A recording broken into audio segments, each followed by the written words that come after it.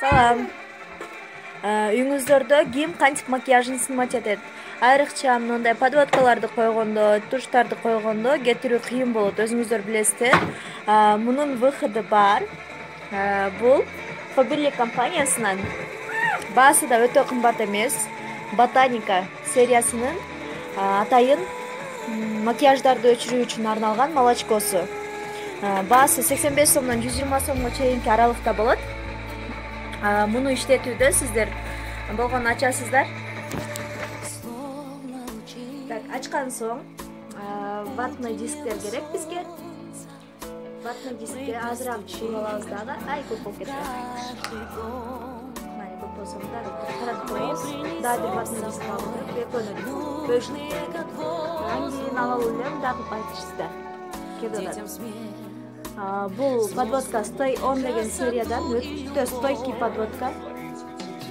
Стойкость аябай жакшы, даже мына караңыз. Атайын средствонун жардамы ягы араң өчтү. Оңой өчүрөсүздөр.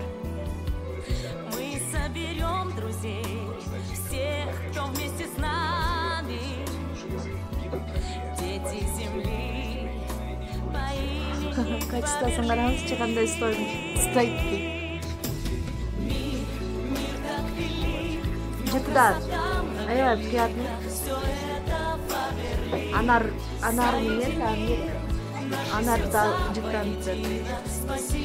Faberlic компаниясындагы жыт аромат берүүчү немеси аябай жакшы. Баардыгы ошол сыртында жазылган нерсесине совпадать этет.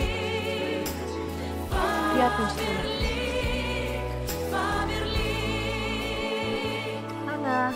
что наша жизнь. Ана, балам. Вечные вопросы. Бул көзүмдө менин калым бар. Макияж кылганда бул калым бар. Ана макияж түзүп алдык.